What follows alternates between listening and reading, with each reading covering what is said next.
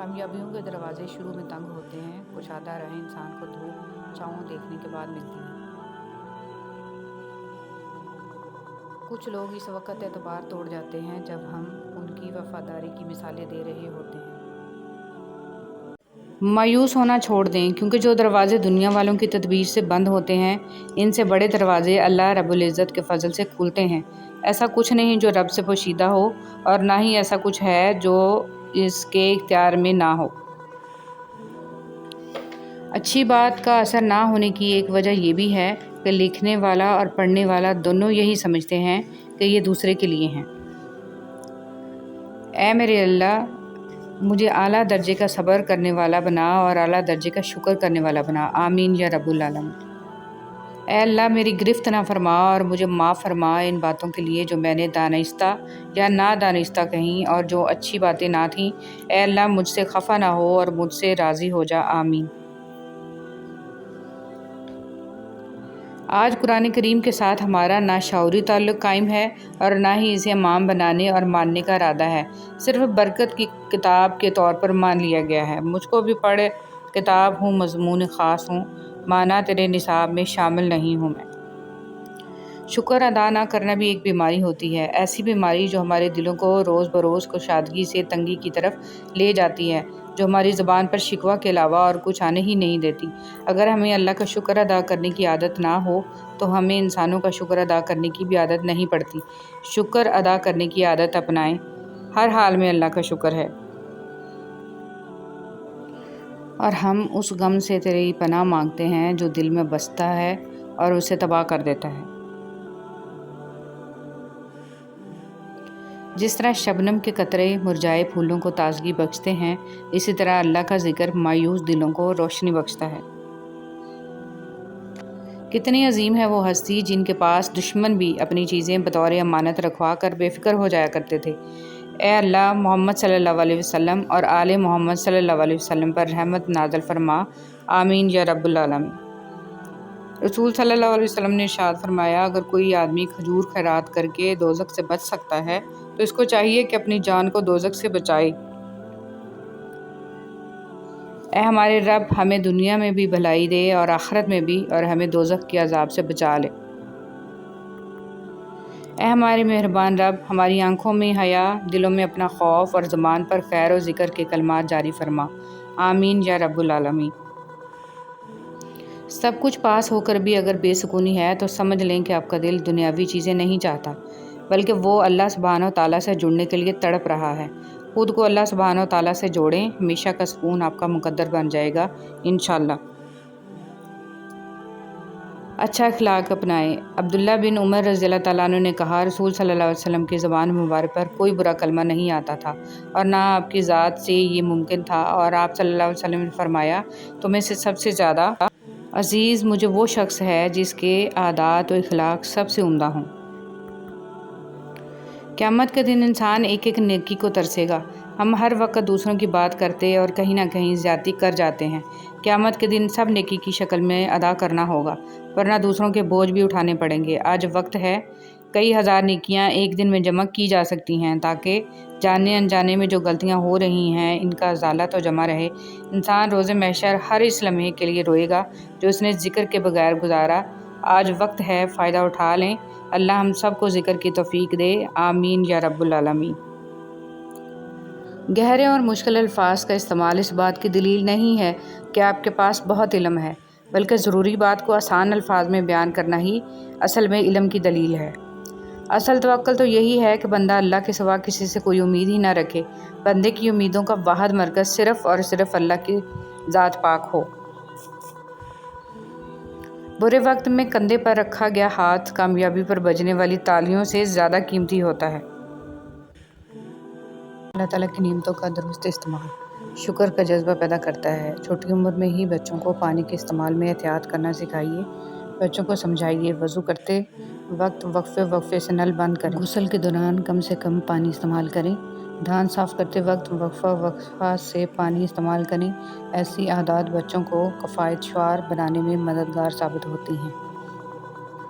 गहरे और मुश्किल अल्फाज का इस्तेमाल इस बात की दलील नहीं है कि आपके पास बहुत इल्म है, بلکہ ضروری بات کو آسان الفاظ میں بیان کرنا ہی اصل میں علم کی دلیل ہے۔ ماں باپ کو خوش کرنا دنیا کا آسان ترین کام ہے۔ ان کو آپ سے ذرا سی توجہ اور نرمی کے سوا کچھ نہیں چاہیے ہوتا۔ یہ زندگی کے وہ جھرنے ہیں جو محض آپ کے لیے بہتے ہیں۔ ان کا خشک ہو جانا اولاد کی بڑی بدقسمتی ہے۔ بے شک تم وہ مانگتے ہو جو تمہیں اچھا نظر آتا ہے، اور اللہ وہ دیتا ہے جو تمہارے لیے اچھا ہوتا ہے۔ بہن کی فضیلت۔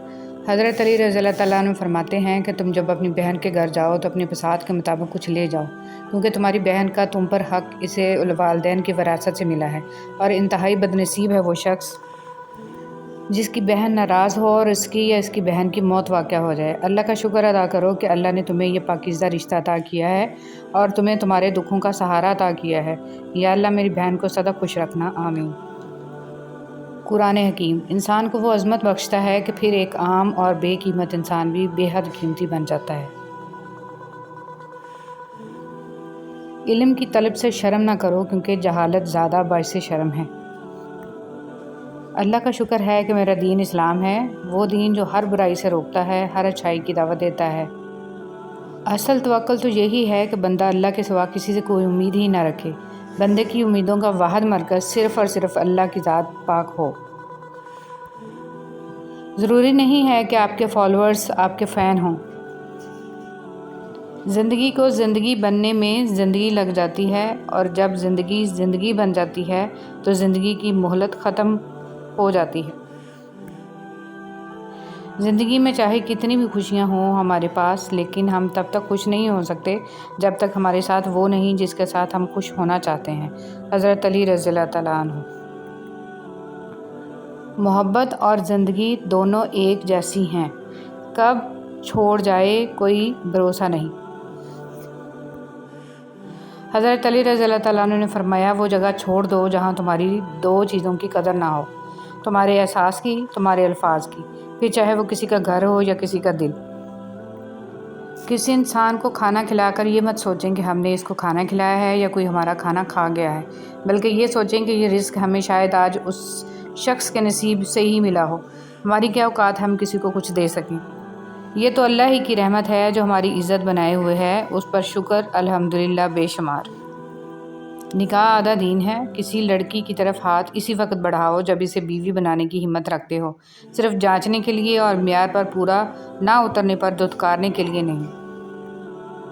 مسکرائیے اور سب کو بتا دیجیے کہ آج آپ کل سے بھی زیادہ مضبوط انسان ہیں۔ حضرت علی رضی اللہ تعالیٰ عنہ۔ خاموشی ایک عظیم نعمت ہے، خاص طور پہ اس وقت جب اختلافات زیادہ ہوں، آوازیں بلند ہوں، علم کی کمی ہو اور دلیل کی کوئی اوقات نہ ہو۔ زندگی کی کہانی کا سب سے مشکل کردار باپ کا ہے۔ یہ ذمہ داری باپ کے سوا کوئی نہیں نبھا سکتا۔ جو لوگ اپنے نوکروں کے ساتھ بیٹھ کر کھانا کھاتے ہیں، جنت ایسے لوگوں کی مشتاق ہے۔ حضرت محمد صلی اللہ علیہ وآلہ وسلم۔ اگر رب ہماری دعا اس وقت قبول نہیں کرتا ہے تو کیا ہوا، میرا رب ہمارے گناہوں کی سزا بھی اس وقت نہیں دیتا ہے۔ ضمیر سڑک پر لگے اس معلوماتی سائن بورڈ کی طرح ہے جو راستہ اور صحیح سمت تو بتاتا ہے مگر اس پر چلنے کے لیے مجبور نہیں کرتا۔ زندگی آسان نہیں ہوتی، زندگی کو آسان بنانا پڑتا ہے، کبھی صبر کر کے، کبھی دعا کر کے، کبھی معاف کر کے، اور کبھی کچھ نظر انداز کر کے۔ حضرت علی رضی اللہ تعالیٰ عنہ نے فرمایا، تمہارا رب جس چیز کو تمہارے قریب کر دے اس میں حکمت تلاش کرو، اور جس چیز کو تم سے دور کر دے اس پر صبر کرو۔ نماز کی فضیلت۔ نماز مٹی سے بنے انسان کو سونا بنا دیتی ہے۔ زندگی میں زیادہ رشتوں کا ہونا ضروری نہیں، لیکن جو رشتے ہیں ان میں زندگی کا ہونا ضروری ہے۔ حضرت علی رضی اللہ تعالیٰ عنہ said، اگر کسی کو یہ غرور ہو کہ وہ تم سے جتنی مرتبہ ناراض ہو تو تم اسے منا لوگے، تو بہتر ہے کہ تم اس کا یہ غرور کبھی ٹوٹنے مت دو۔ حضرت علی رضی اللہ تعالیٰ عنہ۔ ساری دنیا کے سارے لوگ تجھے اپنے فائدے کے لیے چاہتے ہیں، صرف تیرا رب ہی ہے جو تجھے تیرے فائدے کے لیے چاہتا ہے۔ کتنا بلند میرے نبی کا مقام ہے، سارا زمانہ پڑھتا درود و سلام ہے۔ اے کاش میری قبر میں فرشتے یہ کہہ دیں، سونے دو اس۔ رسول صلی اللہ علیہ وسلم نے ارشاد فرمایا، مسلمان کا اپنے اہل خانہ پر خرچ کرنا بھی صدقہ ہے۔ نبی کریم صلی اللہ علیہ وسلم نے فرمایا، جو شخص میری قبر پر آ کر مجھ پر درود پڑھتا ہے اسے میں خود سنتا ہوں، اور جو دور سے پڑھتا ہے وہ مجھے پہنچایا جاتا ہے۔ سیدنا سراقہ بن جاشم رضی اللہ تعالیٰ عنہ سے رسول صلی اللہ علیہ وسلم نے فرمایا، تیری بیٹی جو بیوہ یا مطلقہ ہو کر تیری طرف لوٹا دی گئی ہو، تیرے علاوہ اس کا کوئی کمانے والا نہ ہو، اس کی کفالت کرنا عظیم ترین صدقہ ہے۔ حضرت علی رضی اللہ تعالیٰ عنہ نے فرمایا، غربت انسان کو اپنے ہی شہر میں اجنبی بنا دیتی ہے۔ غلطی ہونے پر چھوڑ جانے والے بہت ملتے ہیں، لیکن غلطی ہونے پر سمجھا کر ساتھ نبھانے والے بہت کم ملتے ہیں۔ خسارہ ہے ہر وہ چیز، ہر وہ سہولت، ہر وہ شخص کہ جس کی قیمت آپ کا ذہنی سکون ہو۔ کسی سے موازنہ مت کریں، کم پہن لیں، سستا پہن لیں، سادہ کھائیں لیکن حلال کھائیں، کم میں نہیں حرام میں شرم کریں۔ ہم نے اللہ کو جان دینی ہے، لوگوں کو نہیں۔ اگر نماز پڑھے بغیر آپ کی زندگی صحیح چل رہی ہے تو آپ کو ڈرنے کی ضرورت ہے، کیونکہ اللہ تعالیٰ نے آپ کو آخرت کے بدلے اس دنیا کا عارضی سکون عطا کر دیا ہے۔ ضروری تو نہیں کہ رشتے کی کوئی پہچان ہو، جذبات سمجھنے والا بھی انمول ہوتا ہے۔ چلنے والے دو پیروں میں کتنا فرق ہے، ایک آگے اور ایک پیچھے، مگر نہ تو آگے والے کو غرور اور نہ پیچھے والے کی توہین، کیونکہ انہیں پتہ ہے کہ پل بھر میں یہ بدلنے والے ہیں اور اسی کو زندگی کہتے ہیں۔ اصلاح کے 100 الفاظ سے زیادہ تجربے کی ایک ٹھوکر انسان کو مضبوط بناتی ہے۔ کچھ باتیں سمجھانے پر نہیں بلکہ خود پر بیت جانے پر ہی سمجھ میں آتی ہیں۔ پانی اور نماز ایک جیسے ہیں۔ پانی محتاج نہیں پینے والوں کا، اور نماز محتاج نہیں پڑھنے والوں کی۔ دونوں کے لیے پیاس ضروری ہے، جسم کی پیاس کے لیے پانی، روح کی پیاس کے لیے نماز۔ اللہ سبحانہ وتعالیٰ آپ کی روح کو ہمیشہ نماز کا طلبگار رکھے، آمین۔ منافق انسان کو آپ چاہے جتنے بھی میٹھے پھل کھلاؤ مگر پھر بھی وہ آپ کو کاٹ ہی دے گا۔ خاموشی اختیار کر لیں مگر گلہ مت کریں، گوشہ نشین ہو جائیں مگر اپنا معیار مت گرائیں۔ عزت نہ ملے تو کنارہ کشی بہتر ہے، لیکن وقت کی بھیک نہ مانگے، کیونکہ عزت اور محبت کے بغیر کسی بھی رشتے کا وجود نہیں ہے۔ ہم عجیب طبیعت کے لوگ ہیں، سیدھی بات کرو تو بدتمیز، خوش اخلاقی سے پیش آؤ تو ڈپلومیٹ، اور اگر کسی سے اختلاف کرو تو بے ادب، اور اگر لحاظ کرو تو منافق۔ انسان نے کہا کاش میں فرشتہ ہوتا، فرشتے نے کہا کاش میں انسان ہوتا۔ دونوں سے پوچھا گیا کہ یہ کیسی کوشش ہے؟ انسان نے کہا اگر میں فرشتہ ہوتا تو گناہوں سے پاک ہوتا۔ فرشتے نے کہا اگر میں انسان ہوتا تو نبی صلی اللہ علیہ وسلم کا امتی ہوتا۔ رشتہ ہمیشہ وہی کامیاب ہوتا ہے جو دل سے جوڑا جائے، فرصت یا ضرورت سے نہیں۔ قبر ہر روز ہمیں 5 دفعہ پکارتی ہے، میں تنہائی کا گھر ہوں، میں تمہارے لیے ملنسار بن جاؤں، قرآن مجید کی تلاوت کرو۔ میں اندھیرے کا گھر ہوں، مجھے روشن بنانے کے لیے رات کو نماز پڑھو۔ میں مٹی کا گھر ہوں، مجھے اپنا فرش بنانے کے لیے نیک عمل کرو۔ میں سانپوں کا گھر ہوں، میرا تریاق اللہ کے نام میں ہے۔ میں منکر و نکیر کا گھر ہوں جو بہت پاکیزگی سے سوال کرتے ہیں، اس کے لیے 2 شہادتوں کا اہتمام کرو۔ 2 شہادتیں، اللہ ایک ہے اور محمد صلی اللہ علیہ وآلہ وسلم اللہ کے رسول ہیں۔ اچھے لوگ اچھی نیت رکھتے ہیں، جس کی وجہ سے اللہ ان کے تمام کاموں کو سنوار دیتا ہے، اور جس کام کو اللہ سنوار دے تو کوئی مخلوق اسے کیسے بگاڑ سکتی ہے۔ تہجد میں جب سر زمین پر رکھتے ہو تو تب ہی دعائیں تمہاری قبول ہو چکی ہوتی ہیں۔ تم صدائیں زمین پہ دیتے ہو، اس وقت وہ عرش پہ پہلے سے ہی سنی جا چکی ہوتی ہیں۔ تہجد کوئی عام نماز نہیں ہے، وہ تو اللہ سے ملنے کا بہترین راستہ ہے۔ صحبت ان کی اختیار کریں جن کے درمیان گناہ کرتے ہوئے شرم آئے، اور ایسے لوگوں سے پرہیز کریں جن کے درمیان رہ کر نیکی کرتے شرمندگی محسوس ہو۔ وہ انسان جھوٹا ہے جو حق گوئی کے موقع پر خاموش رہے یا ایسی بات کہے جس سے ابہام پیدا ہو۔ واصف علی واصف۔ شکر کرو نعمت محفوظ ہو جائے گی، دسترخوان کشادہ کر دو رزق بڑھ جائے گا، سجدہ کرو تقرب ملے گا، عزت کرو عزت ملے گی، صدقہ دو بلا ٹل جائے گی، توبہ کرو گناہ معاف ہو جائیں گا۔ ہم جسم کا بوجھ ہلکا کرنے کے لیے 2 گھنٹے ورزش کی مشین پر کھڑے ہو سکتے ہیں، مگر روح کا بوجھ کم کرنے کے لیے 2 منٹ اللہ کے سامنے کھڑے نہیں ہو سکتے۔ اذان کی آواز پر ایک بھی دکان بند نہیں ہوتی، اور ایک گولی کی آواز اور زلزلے کا ایک جھٹکا آنے پر لوگ پوری مارکیٹ چھوڑ کر بھاگ جاتے ہیں۔